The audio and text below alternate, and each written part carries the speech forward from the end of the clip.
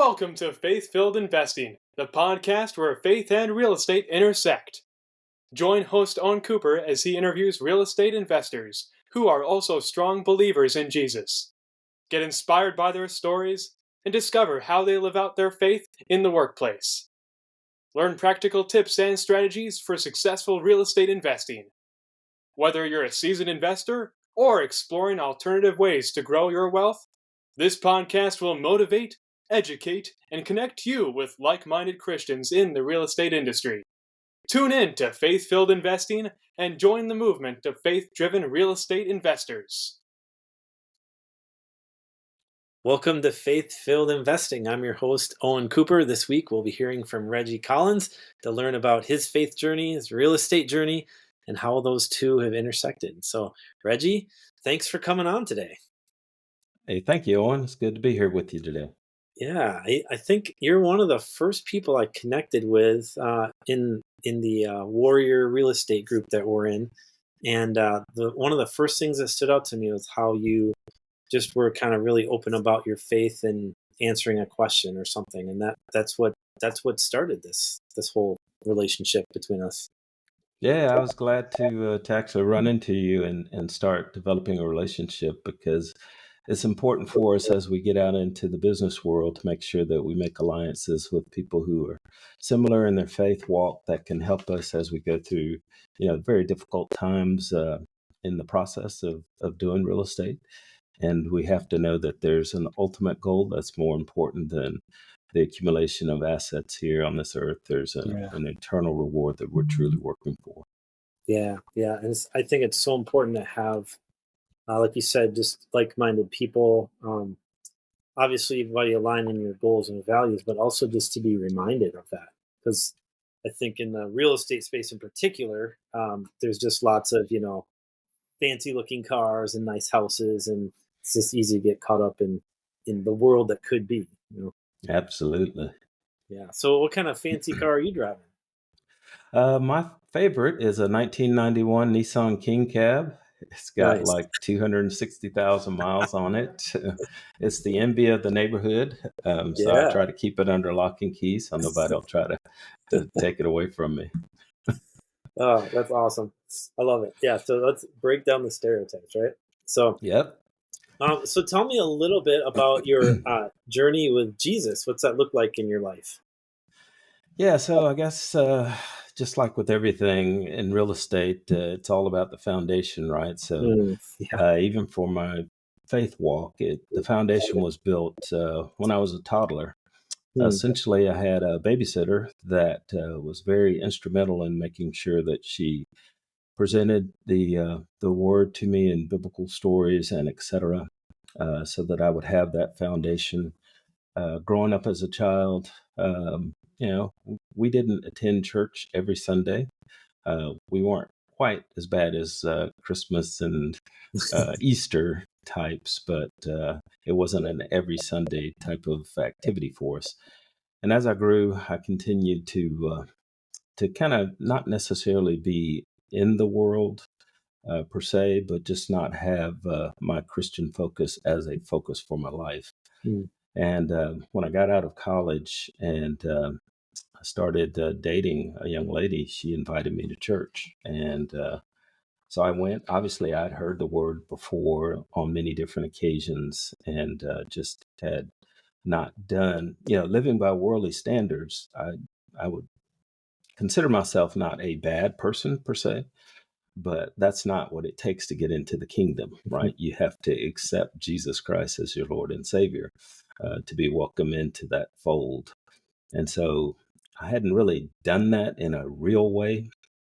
And so I was sitting there listening to the message, sitting on the back row. Baptists, we got to sit on the back row. So I was sitting on the back row, and the preacher made a interesting statement. He said, if you walk out of this building today and get run over by a bus, where will you spend eternity? And in that moment, I thought about that. And I said, you know what? If I walk out of here today and get hit by that bus, I'm on my way to hell. Not because I've lived this, dangerous life where I've been, going out rampaging and killing people, but I had not made that heart condition acceptance into being a part of the Kingdom family. And so I made that. And I don't know if you're aware with Spike Lee and how he does these cinematic things sometimes, where he has actors spinning around and doing all this weird stuff. Well, as I made that decision in my heart, I don't remember walking down to the pulpit area. It's like at 1 minute I was sitting in my seat, and the next minute I was at the altar. There was no separation of time at all in what I was thinking. And before I knew it, I was there, and I was asking him to come into my heart and really make a change so that I could live for him as long as I had time on this side. And so then a couple of weeks later, I got baptized, and the journey continued from there. And you were 18 when that happened? No, I was actually 31. I'm an oldie but goodie. Yes. Yeah. Just well seasoned. Well seasoned. That's right. I had all the seasoning of me. Wow. That's really cool. So you're a little older than 31 now. So what's your journey with the Lord been like from that point till now? Yeah, it's been pretty sweet. Since that time, I married the love of my life, and we've raised 4 kids, and always, invested time and energy into them so that they can also enjoy their faith along the way. As far as working in the church, I've had several different positions along the way. If you heard me sing, you wouldn't believe this, but at one point in time, I was in a choir, male choir, at church. Now I want to hear you sing. No, you don't want to hear that. It was almost a comedy of error of sorts. We were fortunate that we had a musician that was able to work with us. Like for me, my favorite key is off key. That's usually what I stayed in most of the time. And I had several guys in there that did the same. But it was a great time of fellowship and fun. And people were able to look beyond what they heard with their ears and hear what came out of our hearts, which was what we're there for anyway. Yeah, because God loves us to speak from our hearts, and he can decipher the differences in the terrible vocal notes that we tend to have sometimes. Yeah, the Bible says to make a joyful noise unto the Lord. That's right. It's joyful to the Lord, but not necessarily to other people. So we Did you hand out free earplugs at every concert?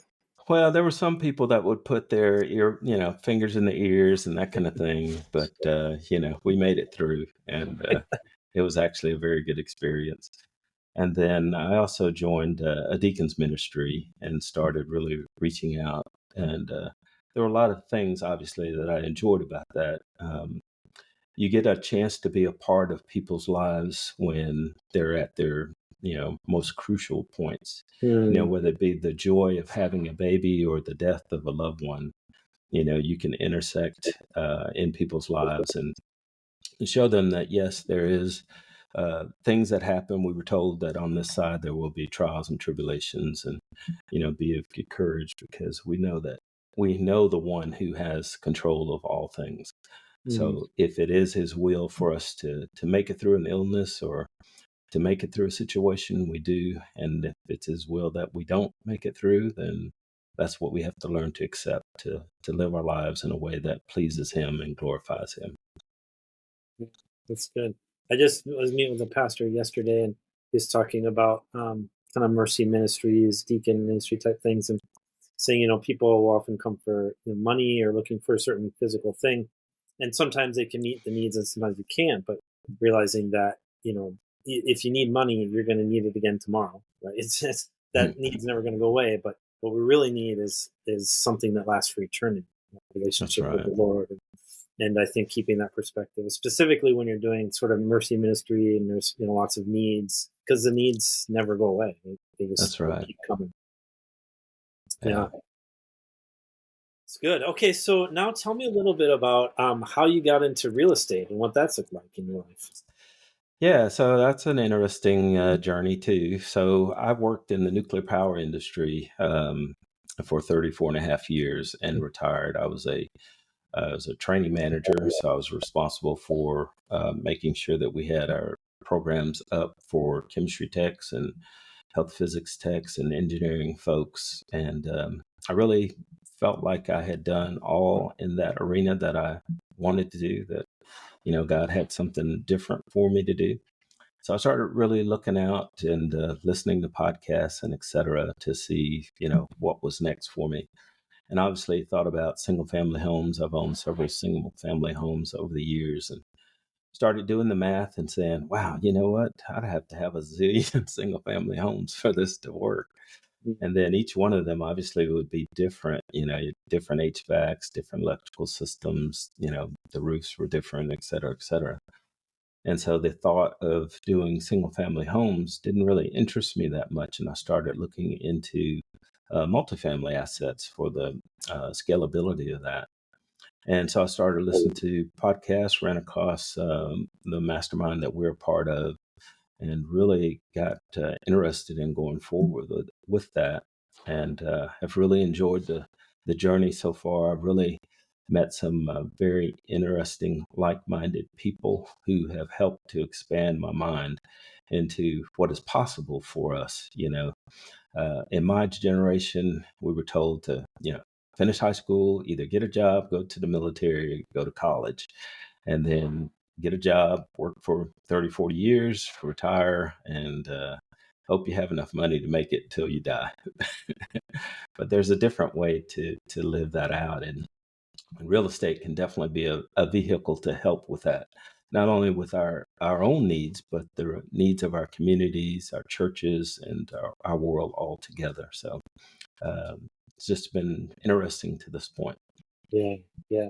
There's a few things I want to unpack there for what you said. I want to start at the beginning though, because you talked about having a few single family homes, and so even if you kind of rewind back to that point, why did you even decide to get those few single family homes that you started with, even before you jumped into podcasts and all those other things?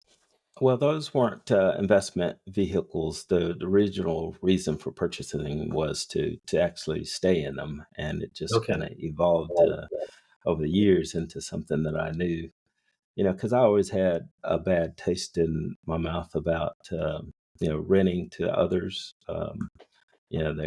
What are they gonna do to your property? Obviously, they're not gonna enjoy it as much as you do and take care of it the way that you would.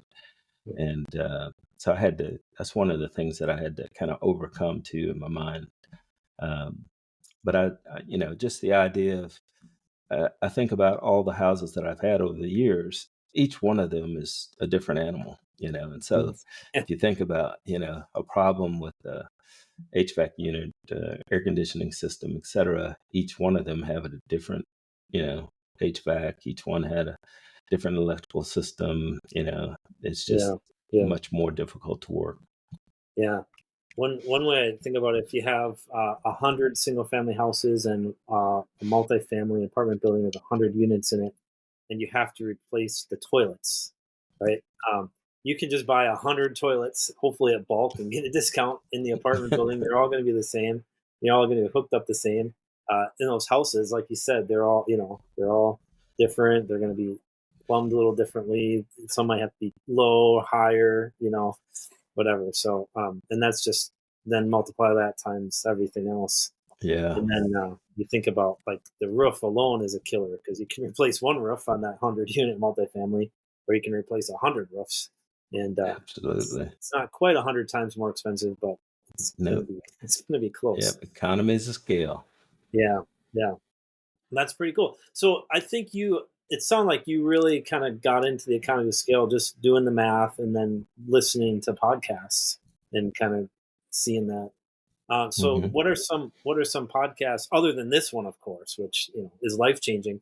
What are some other podcasts that have been helpful for you, for other people that are on that journey and want to go through the same thing you've gone through? Yeah, I listen to a variety of different things. One of them is the Bigger Pockets, and all of the genre of podcasts that they have along the way.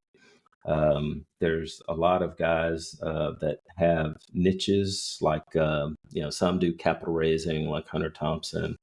There's one passive investor network show that I listen to, best ever CRE, and then even some of the niche places like self-storage.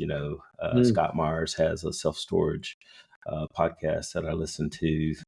And then Money Ripples is another one that I listen to. So as you can tell, there's a big variety of things I try to invest in my mind. And then even beyond that, like self-directed IRA, there's one that I listen to. Can't even think of the name of the guy now, but I listen to that too, because having resources, a lot of people don't realize when they leave their employers, they have IRAs that they could move and self-direct into real estate. And so that's an opportunity to tell people about, sources of income that they may not thought about earlier. Yeah. That's so just for people listening, the real bare basics to any deal is you need the property and you need money.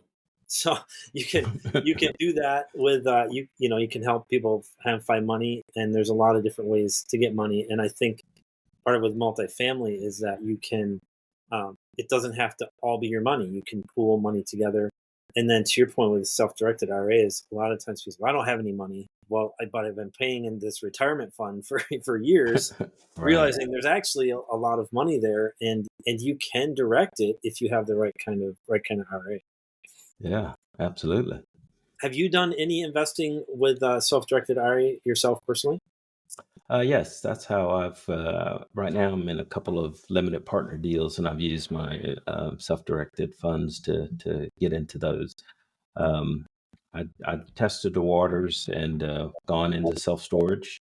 Okay. So I have some self-storage assets as well as some multifamily too.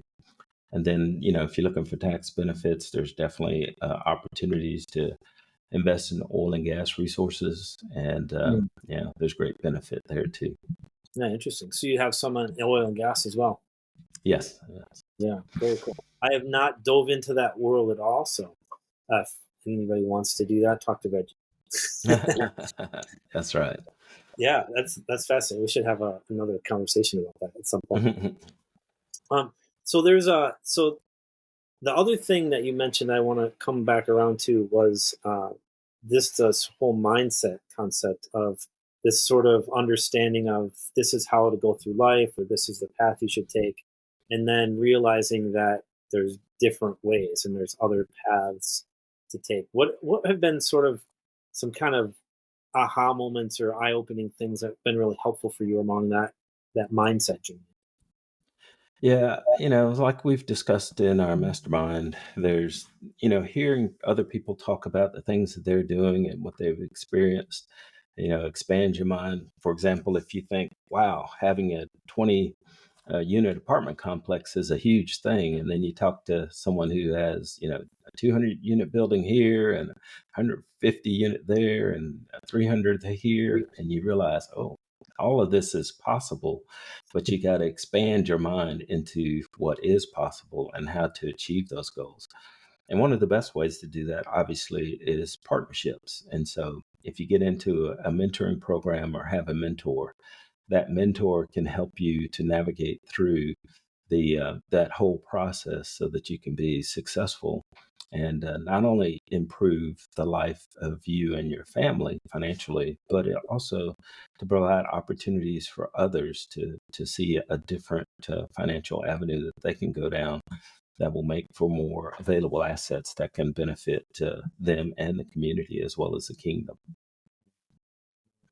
I think, I honestly, that's one of my desires behind this podcast is taking the things that I've learned and, I've invested in kind of transforming the way I think about things and think about life, and actually just bringing people along the journey with me and introducing them to people like you who have influenced me along the way. And as we're learning and growing together, just being able to share that with other people. I think there's a real benefit in that. Absolutely. Yeah. So as you've now you've gotten into the real estate, you've been a part of some LP deals. are you anything on a GP team at this point? We're still searching. I have several partners that we're looking for assets in different parts of the country, and so far, we haven't run across anything that has fit our buy box, and that we have been able to go in on. We've put in several letters of intent, but those letters of intent did not lead to us being in the best and final aspect of the process. So we continue to look. That's one of the things that God is teaching me along the way. That this real estate game is not a get quick, quick, get rich quick scheme, but it is a provide assets over a long duration. And so that patience is what is really important to learn. And it's better to not do a deal than to do a bad deal just because you want to get one. Mm-hmm. So he's really helped me in that. And I think the other thing that really helps me is that I'm not doing this because I want to be driving a Lamborghini and stuff like that. So you already have your dream car, right? That's right. I got my dream car, 91 Nissan King Cab. It's red, Georgia red. So nice. It does what I need it to do. And I think I'm not faulting people that like things like that if you can afford it, but for me, it's just not a priority. I have other things in life that I'd much rather spend resources on that can advance the kingdom as well as provide for my family and friends. Yeah. Mm-hmm. So as you've, well, I need to back up because I've been thrown out LP and GP. Just for people that don't know, LP is a limited partner, really passive investor. You take money, you put it in a deal, and you get returns back. And it's great. If you want to be an LP, talk to me. I'll get you into something. GP is general partner, and those are the people that are out looking for the deals, doing all the hard work, and everything Reggie just described is you're doing all this stuff to find the right deal. Then the LP can say, hey, come in and be on this deal. So if you're looking to be an LP investor, what I would say is you have to really know and trust the GP that you're investing with, and know that they've done a good job, they've done their due diligence, and they've done things like Reggie said. Like, I'd rather walk away from a bad deal, not just doing anything to get in a deal and get money in, because you can lose money. As many people have made money in real estate have lost money, probably more actually. So you really got to make sure you're partnering with people who know what they're doing. Hi, Owen Cooper here with Rock Solid Investments. Sorry to interrupt this amazing conversation that's going on, but I did want to mention that if you are interested in investing with my company, or even just curious about it, please go to my website, rocksolidinvestments.com, ROC solidinvestments.com. You can sign up for newsletters. You can book a time to talk with me, and we can talk more about what that investing journey would look like for you. So glad you're part of this podcast. And now let's get back to the conversation. So, okay. Tell me a little about now as you've jumped into this real estate world after the nuclear world. I don't know if that's better or worse, but how have you seen Jesus intersect in that as you've kind of entered this world of real estate now? Yeah, I guess, there's always been opportunities to interface with people and individuals. One of the things that was the most impactful for me from a standpoint of recognizing, what do I want to get myself involved in? I was talking to a wholesaler, and this guy, which is unusual to get wholesalers that deal in multifamily, but this guy was a wholesaler. And so he was talking to me and a partner of mine one day. And the thing I couldn't get out of my mind was every other word was a cuss word. And so I got to the point where I couldn't even recognize what he was saying because he was cussing so frequently. And so one of the things that I try to do, I know that we have the Holy Spirit inside of us, but I try to think of it in a practical term and say, what if Jesus is sitting right beside me listening to this conversation? Is this something that he would want to be a part of and for me to be a part of?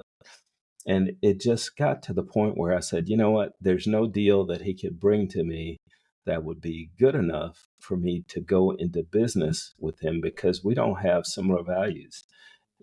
I could see this guy, potentially being someone who would want to do something unethical or immoral. And I just can't partner myself with that, because I have the integrity that I want to try to live my life by, because I don't want people to look at me and say, oh, Reggie's this great person. I want them to say, you know what, there's something different about him.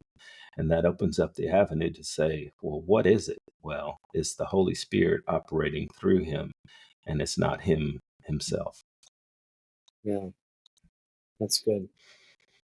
Have you had, I know you have, but anything coming to mind now, opportunities like that you could share here, just as encouraging to people?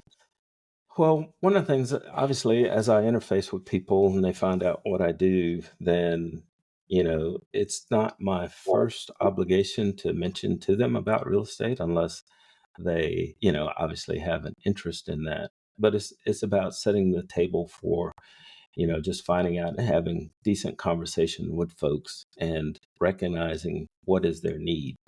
How can you do something to satisfy a part of their life that's missing or needs some benefit? For example, if a person's unemployed or if they're underemployed, just helping them out in their day situation may be something that provides that relationship building aspect, so that at some point in time, when they recognize what you do and have a desire to do that themselves, they'll come back to you and say, oh, yeah, I remember you were talking about real estate, apartment complexes, and all kind of commercial things that you do. Tell me more. In fact, I was at the tire store the other day, and I saw a guy that I worked with in the nuclear industry, and I was just asking him, kind of how things were going at the plant and stuff. And he was, going and telling me, what was new and upcoming. And then, so I said, he asked me what I was doing. I said, yeah, well, I'm looking to buy, apartment complexes. And so, we got into a conversation, exchanged numbers, and so I got to follow up with him again and see if there's any additional need that he has that can be fulfilled by this avenue. But you always want to be a person who has the integrity to talk about things in a positive manner, being truthful about, as you talked about, you can lose money in real estate. You can also gain a lot of money. So it's all important about the buy box that you have and how you can manage that.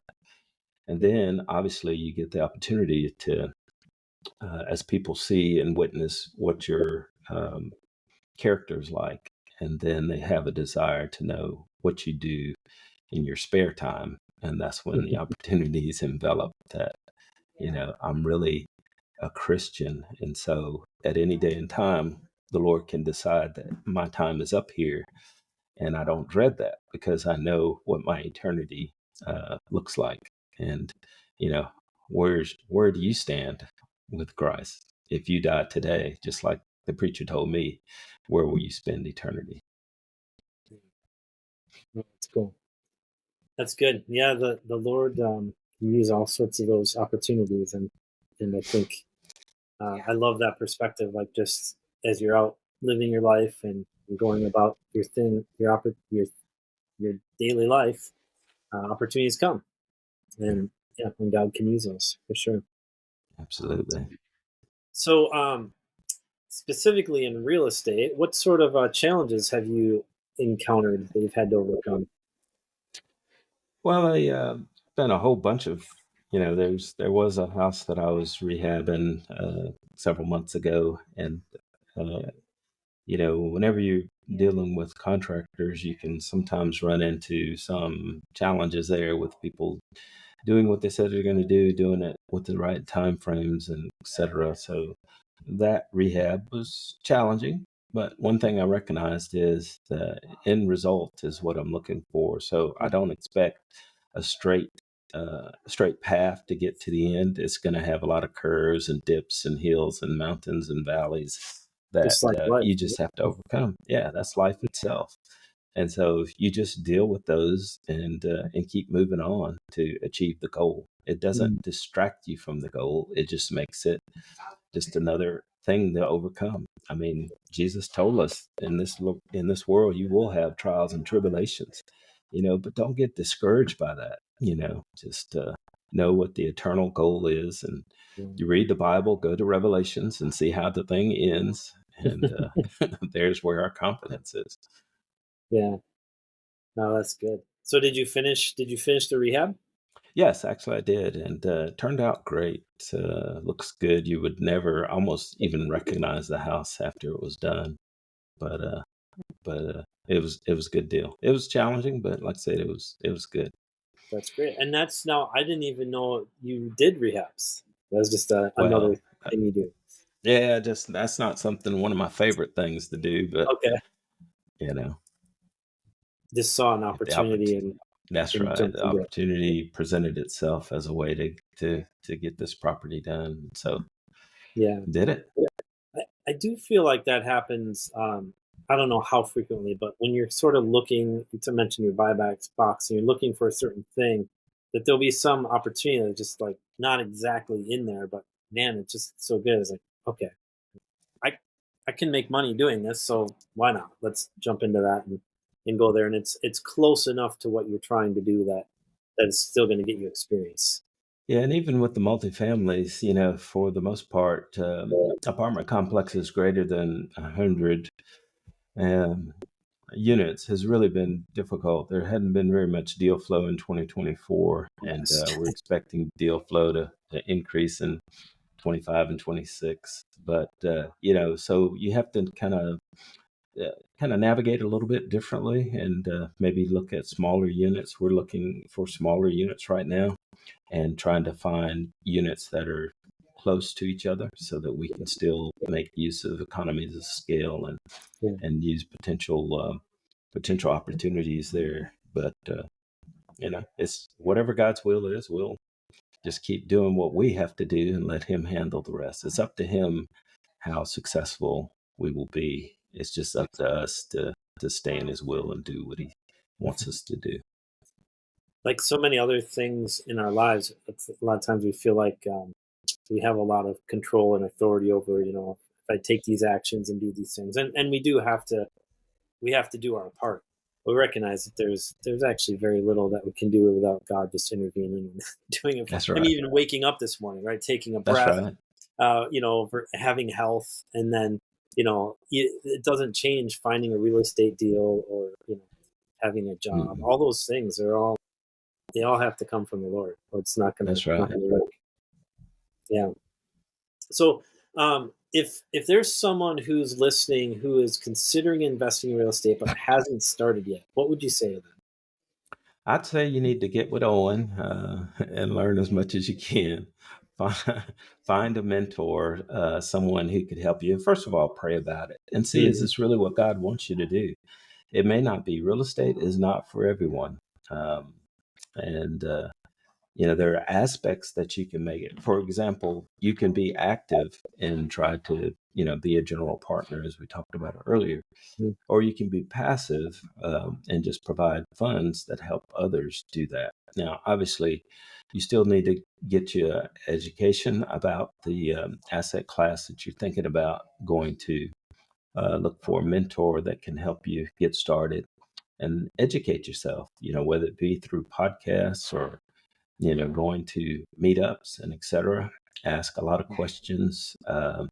Get your questions answered to your satisfaction, and then when you get information, you'll never know it all, but you sooner or later you got to get started. And so, find someone that you trust that is going to tell you the truth and operate in with ethics, and get started. Yeah, taking action is a big deal. Um, Informed action, right? Education's got to be a piece of that, but ultimately you got to take action on what you do. And again, I'm thinking this parallel to our faith. James says, "Faith without works is dead." Right. Dead. So Yeah. if I read my Bible every day and I can memorize the whole thing and tell everything it says, but I don't actually do any of it, am I really, is my faith sincere? Am I really living it out? And same thing with real estate investing or any other type of educational thing. Right? At some point, you got to put it into action. That's right. Yeah. That's good. So you've mentioned maybe all of them, but there might be some more. What are some reasons that you've invested in real estate? Why did you decide to go down this road? Yeah, so I already invest in people doing missionary work, and I want to continue to and be able to expand that. The benefit of going on missions, obviously, is you get the personal satisfaction of being there and participating with folks. But then there's also the benefit of providing resources for others who do that. And so in our physical bodies, we can be in one place at a time. But with our financial resources, we can provide assets to people in a variety of different places that can have long reaching opportunities for advancement of the kingdom in ways that go beyond what we're able to do just as a single individual. So the more resources I continue to have that allow me to be able to fund things of that nature and things in the community that need assistance, it's of a great benefit, not only to me, but to the kingdom. I love that. I love that motivation. And I feel like that's probably why someone you introduced me to was trying to basically raise their income. They were working in a church so that the more money could go to missions. And I hear that similar heartbeat behind you, and I love it. I think it's selfless and God honoring, and I think that God will reward that. Yeah. So, what differences have you seen real estate make in your life so far? Well, it's been great. Like being a part of a mastermind where you see people who think differently, because originally when I joined, before I joined, I was actually thinking about getting into self-storage myself and managing a self-storage facility. And, being a part of this mastermind related to multifamily, obviously that's been my focus. But then there are other people that I've found in the group that are doing other things, flex industrial, and so it's just a lot of times we don't understand how much we can expand ourselves until we get in the room with people who are doing more than we are or different things than we are. And you recognize what's possible. And so it's just been a blessing to have that expansion of what is possible. There's actually someone from our group, he said, if you're sitting in a table or in a room, he said, always be the dumbest person in the table. Surround yourself with people who know more than you, have more experience than you. And I just love that because I think it's we tend to want to be, the gurus and the one who knows it all, but you're not going to grow that way. No. If you're the smartest one in the room, you're in trouble. Yeah. So that's really cool, and I think I could echo that too. That interestingly, some of the differences you see in your life aren't even necessarily financial, but they're mindset and they're things that take with you into the other areas of your life beyond real estate investing. And I've seen that for me too. Mm-hmm. Yeah. So you've been involved in a number of different investing strategy. What would you say is your favorite if you had your ideal, or maybe your buy box, the thing you're enjoying the most? I think I would enjoy the multifamily the most because you have a bigger opportunity to provide impact to the lives of people. Providing an asset that provides comfortable, safe housing for everybody is something that is needed. I mean, if you think about the housing crisis, we're still low on the number of houses in this nation that we need to provide for folks. And in a multifamily asset, you provide several of those, and create an environment where people can raise their children and feel safe about going and coming back and forth from the place. It's an opportunity to help people put a roof over their heads where they can live and grow. Yeah.